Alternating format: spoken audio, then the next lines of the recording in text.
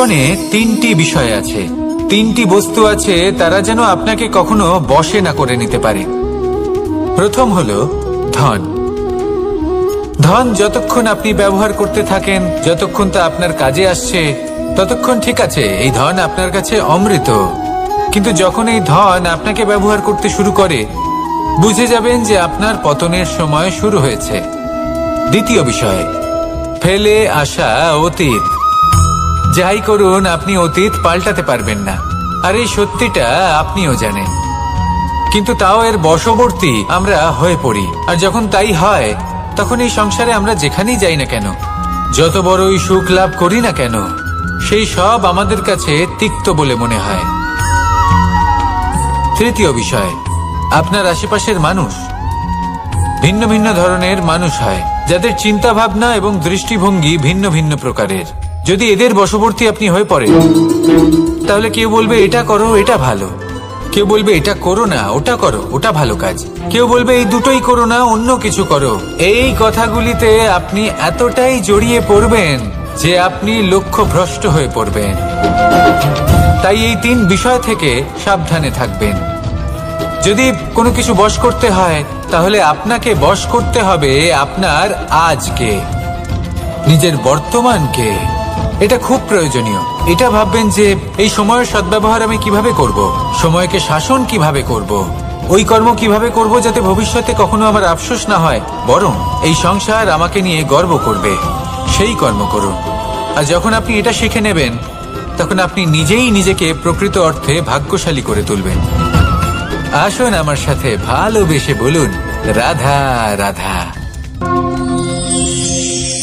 আমরা চাই বা না চাই, আমরা সবসময় নয় কোনো না কোনো লক্ষ্যের দিকে এগিয়ে চলেছি, বা কোনো না কোনো যুদ্ধ করেই চলেছি। যেমন যে যুদ্ধ মনের মধ্যে চলছে, সেগুলো হলো অন্তর্মনের যুদ্ধ। যেমন পরিবার প্রতিপালনের যুদ্ধ, কর্তব্য পালনের যুদ্ধ, কোনো প্রিয়জনকে না হারানোর যুদ্ধ। এসব যুদ্ধ মনের মধ্যে চলে, এবং সেদিক থেকে দেখতে গেলে আমরা হলাম এই সংসারের সব থেকে বড় যোদ্ধা, তাই না? কিন্তু এই সব যুদ্ধে যদি আপনি জয়ী হতে চান, তাহলে তিনটি বিষয় আপনাকে মাথায় রাখতে হবে। প্রথম হলো, সেই ব্যক্তি যিনি এই যুদ্ধে পরাজিত হয়েছেন, তাকে নিজের থেকে দূরে করে দেবেন না, বরং আপনি তার কাছে যান, তার সাথে কথা বলুন, কথাবার্তা চালান, আলোচনা করুন, তার থেকে পরামর্শ নিন এবং বুঝতে চেষ্টা করুন উনি কি ভুল করেছিলেন, এবং সেই ভুল নিজের জীবনে করবেন না। দ্বিতীয়, সেই ব্যক্তি যিনি এই যুদ্ধে জয়লাভ করেছেন, তার অভিজ্ঞতা থেকে শিখুন। তিনি কি কি পদক্ষেপ নিয়েছেন, কিভাবে তিনি প্রারব্ধের গতিপথ বদলে দিয়েছেন, কোথায় বুদ্ধি প্রয়োগ করেছেন আর কোথায় বল প্রয়োগ করেছেন, এই সব কিছু তার থেকে শিখুন। এবং তৃতীয়, আপনার নিজের বিবেক, তার কোনটা উচিত বোধ হচ্ছে, কোনটা অনুচিত বোধ হচ্ছে, সেটা বুঝে নিন। যদি এই তিনটি বিষয় আপনি বুঝতে পারেন, তাহলে ধরে নিন যে আপনি সাফল্যের পথে অগ্রসর হয়ে চলেছেন। আসুন আমার সাথে ভালোবেসে বলুন, রাধা রাধা। মানুষ যখন এই সংসারে প্রবেশ করে, অর্থাৎ জন্মগ্রহণ করে, তখন নিশ্চিন্তে থাকে, আনন্দে থাকে। কিন্তু যেই মাত্র তার মধ্যে বোধশক্তি আসে, তখন সে চিন্তা করতে শুরু করে। চিন্তা ভবিষ্যতের, সেই সমস্ত বিষয় নিয়ে চিন্তা করে যা ওর হাতে নেই। তারপর বড় হয়, বিবাহ সম্পন্ন হয়, গৃহস্থ জীবন যাপন করে, তারপর আবার চিন্তায় মগ্ন হয়ে যায়। ভাবে, এই যে আমার পরিবার, আমি কি ঠিকমতো তার খেয়াল রাখতে পারছি? কাল যখন আমি এই সংসার থেকে চলে যাব, তখন আমার এই পরিবারের দেখাশোনা কে করবে? শেষ পর্যন্ত এই পরিবার তো আমারই উত্তরদায়িত্ব। যাক, আপনাকে একটা প্রশ্ন করি। এই সংসারে আসার পূর্বে আপনি কি এই প্রশ্ন করেছিলেন, এটা ভেবেছিলেন যে আমাকে ছাড়া এই সংসার কিভাবে চলবে? করেননি, তাই তো? তাই আপনার এটা নিয়ে দুশ্চিন্তা করার প্রয়োজন নেই যে আপনি যখন এই সংসার ত্যাগ করে চলে যাবেন তখন কি হবে। আপনি যখন ছিলেন না, তখনও এই সংসার চলছিল। আপনি যখন এই সংসার ত্যাগ করবেন, তখনও এই সংসার চলতে থাকবে। যদি কোনো বিষয়ের প্রভাব থাকে, তা হলো আপনার আজকের তথা বর্তমানের কর্ম। অর্থাৎ আজ আপনি কি করছেন, কার জন্য মঙ্গল করছেন, কাকে প্রেরণা দিচ্ছেন, কাকে সাহায্য করছেন, কোন উদাহরণ প্রস্তুত করছেন। আপনি এই সংসারে যে ছবি অঙ্কন করবেন, সংসার সেটাই মনে রাখবে। তাহলে শুধু সৎকর্ম করুন, মঙ্গল করতে থাকুন, আর আমার সাথে ভালোবেসে বলুন, রাধা রাধা। এই সংসারে যখনই দুজন মানুষ একত্রিত হয়ে কোনো সমস্যার বিষয়ে আলোচনা করেন, তখন হয় সবার শেষে কোনো না কোনো সমাধান বের করেন বা কোনো না কোনো বিবাদ করেন। এই বিবাদ হলো মনুষ্য জীবনের সব থেকে বড় ঝামেলা, সব থেকে বড় সমস্যা। ভেবে দেখুন, এই বিবাদ কেন হয়? তখনই হয় যখন বার্তালাপ ঠিকমতো হয় না। আর বার্তালাপ ঠিকমতো কেন হয় না? কারণ বেশিরভাগ সময় মানুষ একটাই ভুল করে বসে, সামনের মানুষের কথা শোনেন কিন্তু তার উত্তর দেবার জন্য, তার কথার মর্ম বোঝার জন্য নয়। কিন্তু যেদিন থেকে, যে মুহূর্ত থেকে আপনি এটা শিখতে শুরু করে দেবেন যে আমি অপরের কথা শুনব, কিন্তু সেটা বোঝার জন্য, তাকে উল্টে জবাব দেবার জন্য নয়, সেদিন থেকেই বিবাদের সমাপ্তি ঘটবে আর বার্তালাপ স্পষ্ট হয়ে যাবে। দেখুন, হয় সামনের মানুষের কথা বুঝতে শিখুন বা নিজের বক্তব্য ভালোভাবে সামনের মানুষটাকে বুঝিয়ে বলুন। বার্তালাপ নাকি বিবাদ, আপনি কোনটা চান? সিদ্ধান্ত আপনার। আসুন আর আমার সাথে ভালোবেসে বলুন, রাধা রাধা। মানুষের জীবন হলো তার যাত্রা, এবং প্রত্যেকের জীবনযাত্রার লক্ষ্য হলো আলাদা। এবার মনের মধ্যে এই প্রশ্ন জাগতেই পারে যে এই জীবনের লক্ষ্যটা গুরুত্বপূর্ণ নাকি যাত্রাটা। এবং এই ভাবনায় আমরা কোথাও না কোথাও সব থেকে গুরুত্বপূর্ণ বিষয়ে ভুলে যাই। ভুলে যাই যে সব থেকে গুরুত্বপূর্ণ ব্যক্তিত্ব হলো আমাদের সাথী, আমাদের সহযাত্রী, যার সাথে আমরা এই যাত্রাপথ সুনিশ্চিত করি। এটা খুব গুরুত্বপূর্ণ।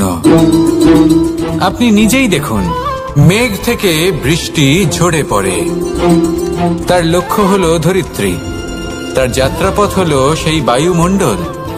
কিন্তু ও কোন সাথী নির্বাচন করছে তার উপর কত কিছু নির্ভর করে। যদি সাথী হিসেবে ঝিনুককে খুঁজে পায় আর ওই ঝিনুকের ওপরে গিয়ে পড়ে, তাহলে মুক্তয়ে পরিণত হয়। তখন লক্ষ্য কি হয়ে থাকে? ঈশ্বরের আভূষণ। সেখানেই যদি এই জলের ফোঁটা কোনো সাপের সঙ্গ পায়, কোনো সাপের মুখে গিয়ে পড়ে, তাহলে তা পরিণত হয় বিষে। আর তখন লক্ষ্য কি হয়? কারোর প্রাণ হরণ করা।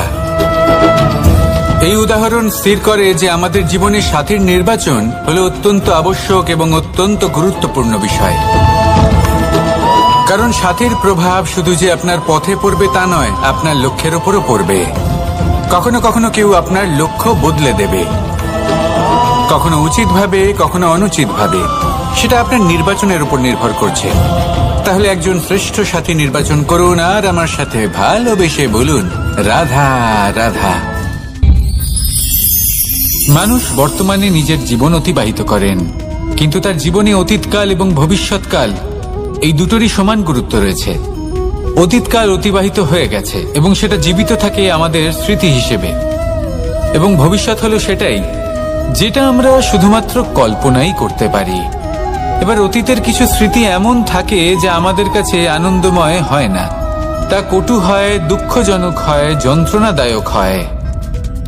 আমরা যা কিছুই করি তা বদলে ফেলতে পারবো না, কিন্তু ভবিষ্যৎকাল সেটা আমরা রচনা অবশ্যই করতে পারি, যদি আজ আমরা শ্রেষ্ঠ কর্ম করি।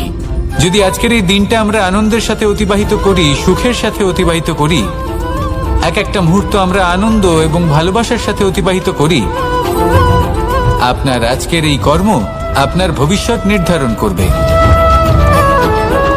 আজ আপনি যেভাবে জীবন কাটাবেন তা ভবিষ্যতে গিয়ে অতীতকালে পরিণত হবে। আর তখন আপনি এমন স্মৃতি খুঁজে পাবেন যেখানে আপনি প্রত্যেকটি মুহূর্ত প্রেম এবং আনন্দের সাথে অতিবাহিত করেছেন, এবং সেই স্মৃতি মধুর হবে। তাহলে আজ শ্রেষ্ঠ এবং উচিত কর্ম করুন। আপনি নিশ্চিত রূপে একটি উজ্জ্বল, শুদ্ধ, পবিত্র এবং আনন্দময় ভবিষ্যৎ লাভ করবেন। আসুন আমার সাথে ভালোবেসে বলুন, রাধা রাধা। প্রত্যেক মানুষ নিজের জীবনে হীরক তথা হীরে এবং দর্পণ এই দুই দেখেছেন। এই দুই হলো সাদা এবং এরা দুজনেই আলোর প্রতিফলন ঘটায় এবং এরা দুজনেই উজ্জ্বল হয়ে ওঠে। আপনি হয়তো মনে মনে ভাবছেন যে এটা কি ধরনের তুলনা করছি। একটা হীরে তো রত্ন, তার মূল্য দর্পণের থেকে অনেক গুণ বেশি। কিন্তু হীরে থাকাতে দর্পণের মূল্য কিন্তু কোনো অংশে কমে যায় না, তাই না?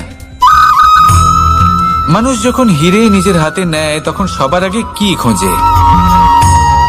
দর্পণ, যাতে তার মধ্যে দিয়ে দেখে সে বুঝতে পারে যে সেই হীরে আদৌ তার শোভাবর্ধন করছে কিনা, তাকে ভালো দেখাচ্ছে কিনা, প্রসাধনের জন্য সেটা ব্যবহার করা ঠিক হবে কিনা। অর্থাৎ হীরের উপস্থিতিতে দর্পণের গুরুত্ব কম হলো না, দর্পণের কারণে হীরের মূল্য বোঝা গেল। আমাদের জীবনেও ঠিক এরকমই ঘটে। আপনারা যদি সংসারে নিজের আশেপাশে দেখেন, এমন অনেক মানুষ দেখতে পাবেন যারা নিজেদের ক্ষেত্রে মহান স্থানে পৌঁছেছেন, নিপুণ এবং শ্রেষ্ঠ হয়েছেন। আর তাদের মধ্যে আপনার নিজের মনে হয় যেন আপনি হলেন দর্পণ। নিজেকে ছোট মনে করবেন না। আপনার মূল্য কম হচ্ছে না, আপনার নিজস্ব মূল্য আছে। আর যদি আপনার অস্তিত্ব না থাকে তাহলে ওনাদের অস্তিত্বের মূল্য সংসার বুঝতেই পারবে না।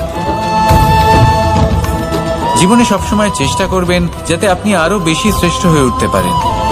আপনি নিজে যে স্থানে আছেন সেটাকে ছোট মনে করবেন না, তারও নিজস্ব একটা মূল্য আছে। যদি আপনি হীরে হয়ে থাকেন তাহলে অহংকার করবেন না, যদি আপনি দর্পণ হয়ে থাকেন তাহলে নিজেকে ছোট মনে করবেন না। আসুন আর আমার সাথে ভালোবেসে বলুন, রাধা রাধা। পাপ এবং পুণ্য এই দুই হলো সংসারের এমন দুই বিন্দু যাকে কেন্দ্র করে এই সংসারের চক্র ঘুরতে থাকে। আমরা যদি কোনো কর্ম বিচার করি, হয় পুণ্য নয় পাপের দৃষ্টিভঙ্গি দিয়ে, এটা হয় পুণ্য না হলে পাপ। কিন্তু এই পাপ এবং পুণ্য এই দুই নির্ভর করে প্রত্যেক মানুষের ওপর, তার চিন্তাধারা, তার পরিস্থিতির ওপর। ধরুন এমন একজন মানুষ যিনি অনেক দিন ধরে বনে পথ হারিয়েছেন, অনেক দিন হয়তো উনি কোনো খাবার খাননি। এবার এমন পরিস্থিতি চলে এসছে যে এবার যদি উনি খাবার না খান তাহলে হয়তো জীবিতই থাকবেন না। আর এমন অবস্থায় ওনার সামনে যদি কোনো প্রাণী আসে তাহলে তাকে শিকার করা, এটা কিন্তু তার কাছে পাপ নয়, এটা তো জীবিত থাকার একমাত্র উপায়। এটা তার কাছে পুণ্য সম। আর যদি আমি এমন একজন ব্যক্তির কথা বলি যিনি সরল, যিনি একটি সুখী, শান্ত, সুরক্ষিত জীবনযাপন করছেন, তার কাছে কিন্তু এটা পাপ। এইরকমই এই সংসারে ভিন্ন ভিন্ন পরিভাষা আছে পাপ এবং পুণ্যের। তার মধ্যে যদি আমি আপনাকে একটি সরল পরিভাষা দিই, সেটা হলো জীবনে যখনই কোনো কর্ম করবেন সেটা নিয়ে একটু ভেবে দেখুন যে এই যে কাজটা আমি করছি তার ফলে এই যে অন্য মানুষেরা আছেন এই সংসারে, তারা কি দুঃখ পাবেন? যদি তারা দুঃখ পান তাহলে সেটা পাপ। যদি আপনি এমন কোনো কর্ম করেন যার ফলে অন্যরা প্রসন্নতা লাভ করেন, তাদের মুখে হাসি ফুটে ওঠে, যদি তারা প্রেরিত হন, জীবনে সামনে এগোতে পারেন, তাদের বিকাশ হয়, তাহলে এটা হলো পুণ্য।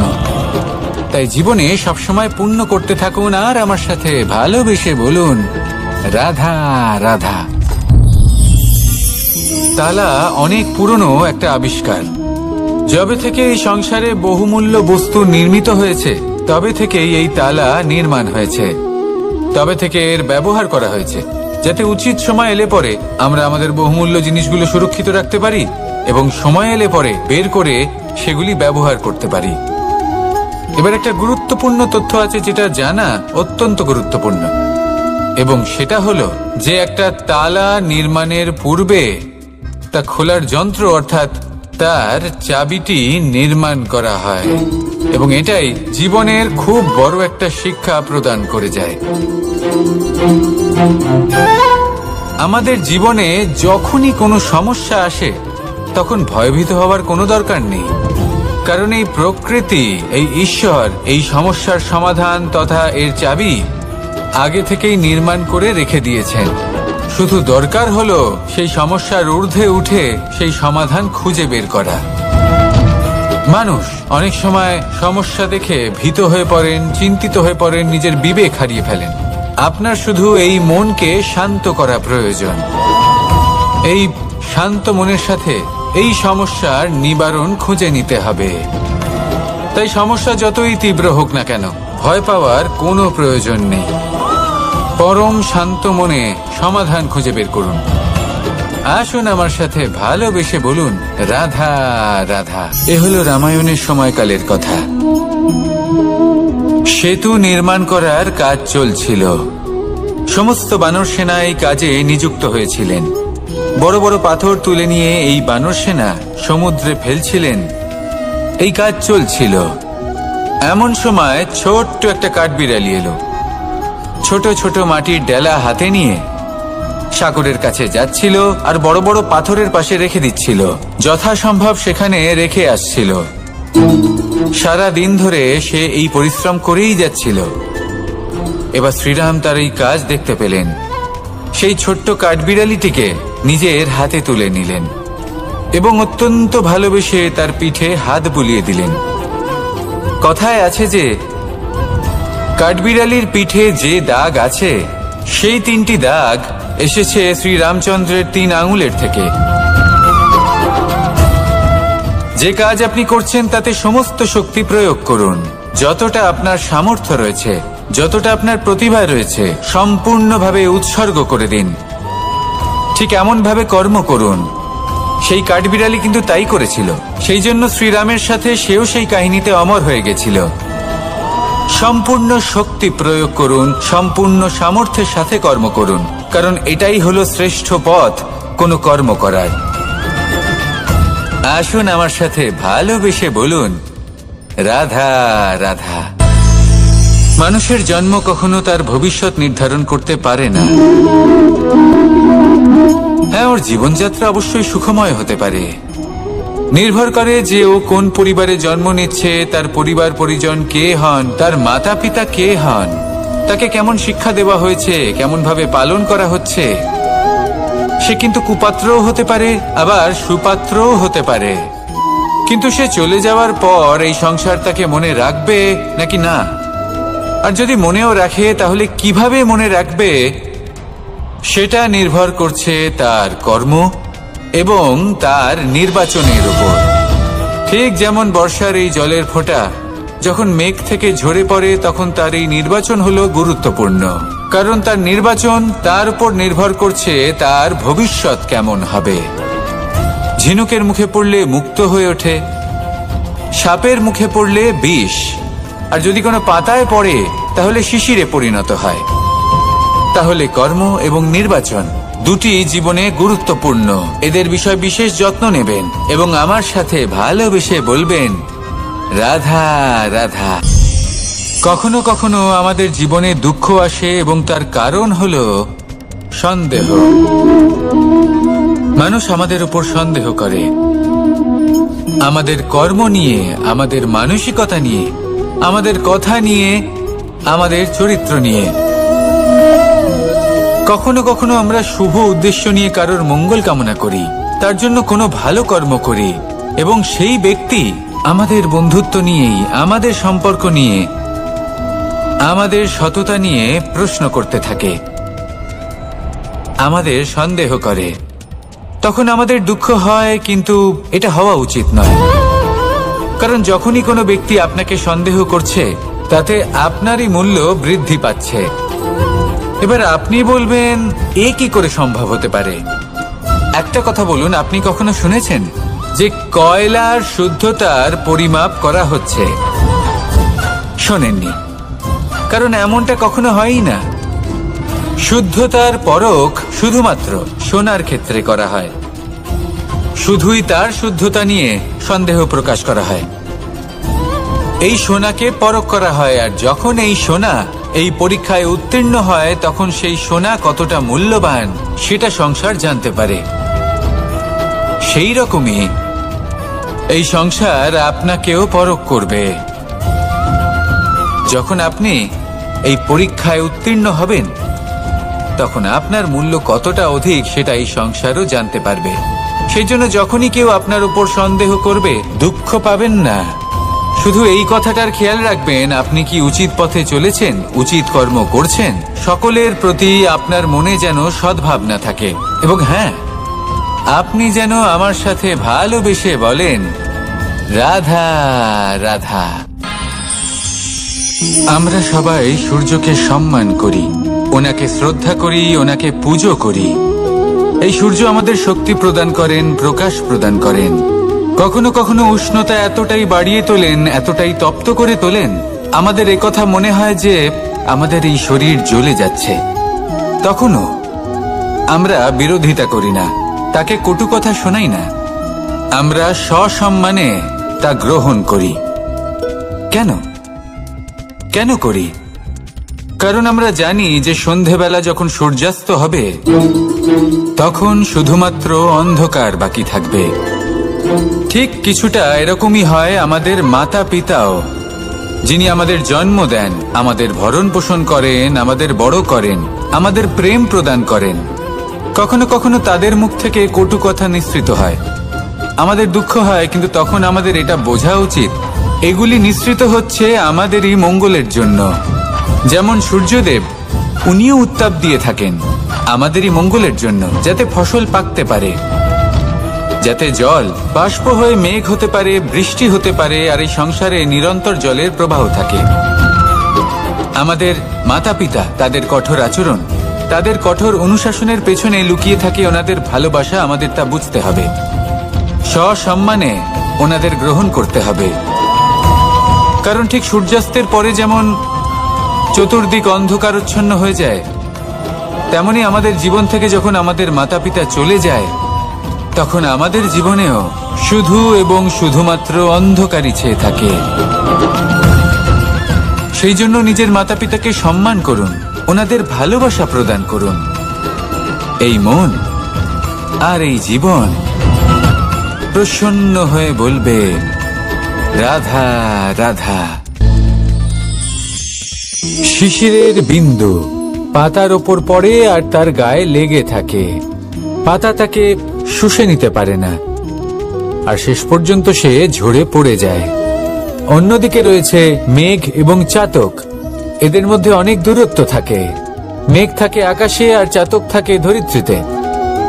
কিন্তু যখন এই মেঘ থেকে বৃষ্টি ঝরে পড়ে, এই চাতক কিন্তু সেই জলই পান করে, নয়তো সে তৃষ্ণার্ত থেকে যায়। এবার অন্যদিকে দেখলাম শিশির বিন্দু আর পাতার এই সম্পর্ক। এরা খুব কাছাকাছি থাকে, ঘনিষ্ঠও থাকে। অন্যদিকে রয়েছে মেঘ এবং চাতকের সম্পর্ক, যাদের মধ্যে অনেক দূরত্ব থাকা সত্ত্বেও তারা খুব ঘনিষ্ঠ, তাই না? এই সারমর্ম খুব সরল। এই নৈকট্য, এই দূরত্ব, তা আপনার সম্পর্কে প্রভাব কিছুতেই ফেলতে পারে না। এই নৈকট্য, এই দূরত্ব, এইসব হলো শুধুমাত্র মনের ব্যাপার। কখনো আপনি অনুভব করেছেন আপনি কারোর থেকে অনেক অনেক দূরে আছেন, অনেক দূরে আছেন, তাও সেই ব্যক্তির প্রতি আপনি টান অনুভব করেন। সেখানে আপনি কারোর সাথে প্রত্যেক দিন অতিবাহিত করেন, সমস্ত জীবন অতিবাহিত করেন, সব থেকে বেশি সময় তার সাথে অতিবাহিত করেন, তাও তার প্রতি সেই টান অনুভব করেন না। এই সংকেত হলো মনের দূরত্বের। তাহলে মনের এই দূরত্ব দূর করুন আর আমার সাথে ভালোবেসে বলুন, রাধা রাধা। পাখি কখন জন্ম নেয়, কখন উড়তে শেখে, কখন বাসা বানাতে শেখে, কখন নিজের মৃত্যু লাভ করে, এসব আমাদের মধ্যে কেউ জানি না। কিন্তু পাখি একটা কথা খুব ভালো করে জানে, যে এই সংসারে ও যা কিছুই করুক না কেন, এই সংসারের ওকে নিয়ে কিচ্ছু যায় আসে না। এবার আমরা কি করি? কোনো কাজ করার আগে আমরা এটা ভাবি যে এই সংসার যদি আমাকে দেখে ফেলে, তাহলে কে জানে এই সংসার কি ভাববে, আমার প্রতিচ্ছবি কেমন তৈরি হবে কে জানে, কে জানে কি হবে আদি ইত্যাদি। এই সব ভাবনায় আমরা মগ্ন হয়ে যাই। কিছুটা এমন ভাবে মগ্ন হই যে বর্তমানের কর্মের এই জীবনের যাত্রাপথে সেই সময়ের আনন্দ উপভোগ করতে ভুলে যাই। এবার দেখুন একটা পাখি কি করে। ওর কর্ম হলো গান গেয়ে চলা। ওই পাখি গেয়ে চলে, কেউ ওর গান শুনুক বা না শুনুক, কেউ আদৌ শুনছে কিনা সেই বিষয়টা নিয়ে সেই পাখির কিছুই যায় আসে না। সেই পাখি নিজের কর্ম করতে থাকে। হয়তো সেই জন্যই আপনি কখনো কোনো পাখিকে কাঁদতে দেখবেন না। এরকমই আপনাকে নিজেকে গড়ে তুলতে হবে। প্রথমে নিজেকে জিজ্ঞেস করুন, এই যে কর্ম আমি করতে চলেছি সেটা কি উচিত? যদি আপনার মনে হয় সেটা উচিত, তাহলে সেটা প্রমাণ করুন। এটা ভাববেন না যে এই সংসার কি ভাববে। আসুন আর আমার সাথে ভালোবেসে বলুন, রাধা রাধা। আজ আমি আপনাকে একটা ছোট্ট কাহিনী শোনাবো। এটা কোনো এক সময়ের কথা। দুজন বোন জাঁতাকলে গম পেশাই করছিলেন, আর ওনাদের মধ্যে যিনি ছোট ছিলেন তিনি সময় সময় সেখান থেকে ছোট ছোট দানা তুলে খাচ্ছিলেন এবং বিষয়টা উপভোগ করছিলেন। এবার দেখতে দেখতে গম পেশাই সমাপ্ত হলো। এবার পেশাই করা গম নিয়ে সেই দুজন বোন বাড়ি ফিরে আসছিলেন এবং তাদের ফেরার পথে হঠাৎ করে কোথাও থেকে একটি বাছুর চলে এলো। এই দুই বোন ভয়ভীত হয়ে গেলেন আর তাদের হাত থেকে সেই আটা পড়ে গেল, মাটিতে মিশে গেল। এবার এই পুরো ঘটনাক্রমে যদি কারোর বিন্দুমাত্র লাভ হয়ে থাকে, বিন্দুমাত্র আনন্দ পেয়ে থাকে, তাহলে সে কে? সেই ছোট বোন, যিনি মাঝে মাঝেই গমের দানা তুলছিলেন এবং খাচ্ছিলেন। কিছুটা হলেও উনি আনন্দ লাভ করেছিলেন। এবার এরকমই হলো আমাদের জীবনে ভক্তি এবং ভালোবাসা সংক্রান্ত বিষয়ে। মানুষ নিজের জীবনের দৈনিক কাজে এতটাই ব্যস্ত হয়ে পড়েন, প্রত্যেকদিন শুধু কাজ কাজ কাজ কাজ করতে থাকেন, আর তাতে ভক্তি এবং ভালোবাসার জন্য সময় বার করতেই পারেন না। দেখুন, জীবনে ভক্তি আর প্রেমের এই যে ছোট ছোট মুহূর্ত আছে, এগুলো যদি আপনি যাপন করতে পারেন তাহলে তাতেই আপনি তৃপ্তি লাভ করবেন। বাকি সবই আপনার ব্যর্থ বলেই মনে হবে। জীবনে যখনই আপনি কোনো কাজ করবেন, ঈশ্বরের প্রতি সমর্পিত হয়ে সেই কাজ করুন। আর যখনই সময় পাবেন, তাহলে সেই সময় নিজের আপনজনদের দিন। যাদের আপনি ভালোবাসেন তাদের প্রতি যত্নবান হন, তাদের শুভাকাঙ্ক্ষী হন। এই প্রেম আর ভক্তির ছোট ছোট মুহূর্তগুলো আপনার জীবনকে চরিতার্থ করে তুলবে। আসুন আমার সাথে ভালোবেসে বলুন, রাধা রাধা। জীবনে তিনটি বিষয় আছে, তিনটি বস্তু আছে, তারা যেন আপনাকে কখনো বশে না করে নিতে পারে। প্রথম হলো ধন। ধন যতক্ষণ আপনি ব্যবহার করতে থাকেন, যতক্ষণ তা আপনার কাজে আসছে, ততক্ষণ ঠিক আছে, এই ধন আপনার কাছে অমৃত। কিন্তু যখন এই ধন আপনাকে ব্যবহার করতে শুরু করে, বুঝে যাবেন যে আপনার পতনের সময় শুরু হয়েছে। দ্বিতীয় বিষয়, ফেলে আসা অতীত। যাই করুন, আপনি অতীত পাল্টাতে পারবেন না, আর এই সত্যিটা আপনিও জানেন। কিন্তু তাও এর বশবর্তী আমরা হয়ে পড়ি। আর যখন তাই হয়, তখন এই সংসারে আমরা যেখানেই যাই না কেন, যত বড়ই সুখ লাভ করি না কেন, সেই সব আমাদের কাছে তিক্ত বলে মনে হয়। তৃতীয় বিষয়, আপনার আশেপাশের মানুষ ভিন্ন ভিন্ন ধরনের মানুষ হয়, যাদের চিন্তা ভাবনা এবং দৃষ্টিভঙ্গি ভিন্ন ভিন্ন প্রকারের। যদি এদের বশবর্তী আপনি হয়ে পড়েন, তাহলে কেউ বলবে এটা করো, এটা ভালো। কেউ বলবে এটা করো না, ওটা করো, ওটা ভালো কাজ। কেউ বলবে এই দুটোই করো না, অন্য কিছু করো। এই কথাগুলিতে আপনি এতটাই জড়িয়ে পড়বেন যে আপনি লক্ষ্যভ্রষ্ট হয়ে পড়বেন। তাই এই তিন বিষয় থেকে সাবধানে থাকবেন। যদি কোনো কিছু বশ করতে হয়, তাহলে আপনাকে বশ করতে হবে আপনার আজকে, নিজের বর্তমানকে। এটা খুব প্রয়োজনীয়। এটা ভাববেন যে এই সময়ের সদ্ব্যবহার আমি কিভাবে করব, সময়কে শাসন কিভাবে করব, ওই কর্ম কিভাবে করব যাতে ভবিষ্যতে কখনো আমার আফসোস না হয়, বরং এই সংসার আমাকে নিয়ে গর্ব করবে, সেই কর্ম করুন। আর যখন আপনি এটা শিখে নেবেন, তখন আপনি নিজেই নিজেকে প্রকৃত অর্থে ভাগ্যশালী করে তুলবেন। আসুন আমার সাথে ভালোবেসে বলুন, রাধা রাধা। মানুষ যখন এই সংসারে প্রবেশ করে, অর্থাৎ জন্মগ্রহণ করে, তখন নিশ্চিন্তে থাকে, আনন্দে থাকে।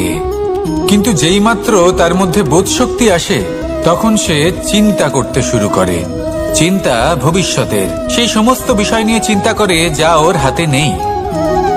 তারপর বড় হয়, বিবাহ সম্পন্ন হয়, গৃহস্থ জীবন যাপন করে, তারপর আবার চিন্তায় মগ্ন হয়ে যায়।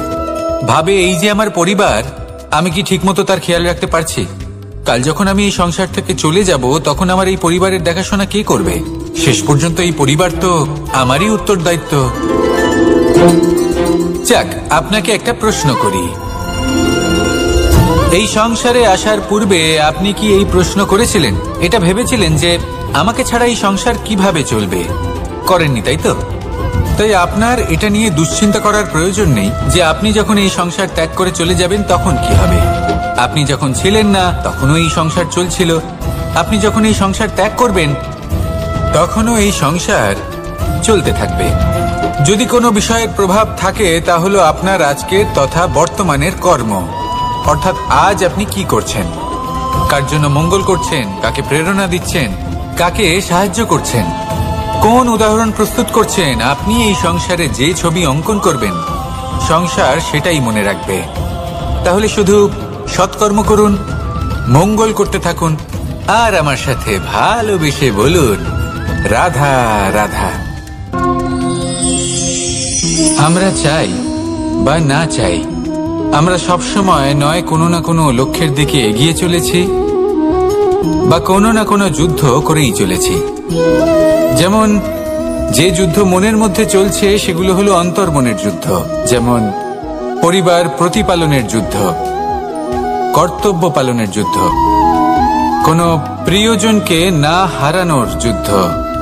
এইসব যুদ্ধ মনের মধ্যে চলে এবং সেদিক থেকে দেখতে গেলে আমরা হলাম এই সংসারের সব থেকে বড় যোদ্ধা, তাই না? কিন্তু এই সব যুদ্ধে যদি আপনি জয়ী হতে চান তাহলে তিনটি বিষয় আপনাকে মাথায় রাখতে হবে। প্রথম হলো সেই ব্যক্তি যিনি এই যুদ্ধে পরাজিত হয়েছেন তাকে নিজের থেকে দূরে করে দেবেন না, বরং আপনি তার কাছে যান, তার সাথে কথা বলুন, কথাবার্তা চালান, আলোচনা করুন, তার থেকে পরামর্শ নিন এবং বুঝতে চেষ্টা করুন উনি কি ভুল করেছিলেন এবং সেই ভুল নিজের জীবনে করবেন না। দ্বিতীয়, সেই ব্যক্তি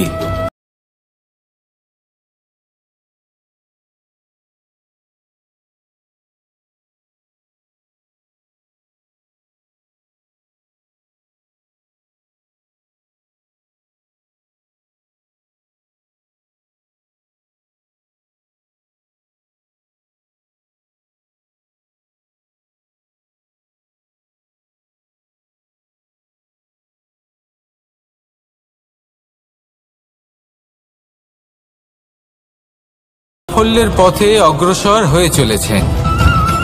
আসুন আমার সাথে ভালোবেসে বলুন রাধা রাধা।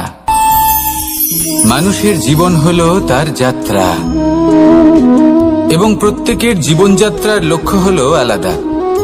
এবার মনের মধ্যে এই প্রশ্ন জাগতেই পারে যে এই জীবনের লক্ষ্যটা গুরুত্বপূর্ণ নাকি যাত্রাটা, এবং এই ভাবনায় আমরা কোথাও না কোথাও সব থেকে গুরুত্বপূর্ণ বিষয়ে ভুলে যাই যে সব থেকে গুরুত্বপূর্ণ ব্যক্তিত্ব হলো আমাদের সাথী, আমাদের সহযাত্রী, যার সাথে আমরা এই যাত্রাপথ সুনিশ্চিত করি। এটা খুব গুরুত্বপূর্ণ। আপনি নিজেই দেখুন, মেঘ থেকে বৃষ্টি ঝরে পড়ে, তার লক্ষ্য হলো ধরিত্রী, তার যাত্রাপথ হলো সেই বায়ুমণ্ডল। কিন্তু ও কোন সাথী নির্বাচন করছে তার উপর কত কিছু নির্ভর করে। যদি সাথী হিসেবে ঝিনুককে খুঁজে পায় আর ওই ঝিনুকের ওপরে গিয়ে পড়ে তাহলে মুক্তয়ে পরিণত হয়। তখন লক্ষ্য কি হয়ে থাকে? ঈশ্বরের আভূষণ। সেখানে যদি এই জলের ফোঁটা কোনো সাপের সঙ্গ পায়, কোনো সাপের মুখে গিয়ে পড়ে, তাহলে তা পরিণত হয় বিষে। আর তখন লক্ষ্য কি হয়? কারোর প্রাণ হরণ করা। এই উদাহরণ স্থির করে যে আমাদের জীবনে সাথীর নির্বাচন হলো অত্যন্ত আবশ্যক এবং অত্যন্ত গুরুত্বপূর্ণ বিষয়। কারণ সাথীর প্রভাব শুধু যে আপনার পথে পড়বে তা নয়, আপনার লক্ষ্যের উপরও পড়বে। কখনো কখনো কেউ আপনার লক্ষ্য বদলে দেবে, কখনো উচিতভাবে, কখনো অনুচিতভাবে। সেটা আপনার নির্বাচনের উপর নির্ভর করছে। তাহলে একজন শ্রেষ্ঠ সাথী নির্বাচন করুন আর আমার সাথে ভালোবেসে বলুন রাধা রাধা। মানুষ বর্তমানে নিজের জীবন অতিবাহিত করেন, কিন্তু তার জীবনে অতীতকাল এবং ভবিষ্যৎকাল এই দুটোরই সমান গুরুত্ব রয়েছে। অতীতকাল অতিবাহিত হয়ে গেছে এবং সেটা জীবিত থাকে আমাদের স্মৃতি হিসেবে, এবং ভবিষ্যৎ হলো সেটাই যেটা আমরা শুধুমাত্র কল্পনাই করতে পারি। এবার অতীতের কিছু স্মৃতি এমন থাকে যা আমাদের কাছে আনন্দময় হয় না, তা কটু হয়, দুঃখজনক হয়, যন্ত্রণাদায়ক হয়। আমরা যা কিছুই করি তা বদলে ফেলতে পারবো না, কিন্তু ভবিষ্যৎকাল সেটা আমরা রচনা অবশ্যই করতে পারি যদি আজ আমরা শ্রেষ্ঠ কর্ম করি। যদি আজকের এই দিনটা আমরা আনন্দের সাথে অতিবাহিত করি, সুখের সাথে অতিবাহিত করি, এক একটা মুহূর্ত আমরা আনন্দ এবং ভালোবাসার সাথে অতিবাহিত করি, আপনার আজকের এই কর্ম আপনার ভবিষ্যৎ নির্ধারণ করবে। আজ আপনি যেভাবে জীবন কাটাবেন তা ভবিষ্যতে গিয়ে অতীতকালে পরিণত হবে। আর তখন আপনি এমন স্মৃতি খুঁজে পাবেন যেখানে আপনি প্রত্যেকটি মুহূর্ত প্রেম এবং আনন্দের সাথে অতিবাহিত করেছেন, এবং সেই স্মৃতি মধুর হবে। তাহলে আজ শ্রেষ্ঠ এবং উচিত কর্ম করুন। আপনি নিশ্চিত রূপে একটি উজ্জ্বল, শুদ্ধ, পবিত্র এবং আনন্দময় ভবিষ্যৎ লাভ করবেন। আসুন আমার সাথে ভালোবেসে বলুন, রাধা রাধা।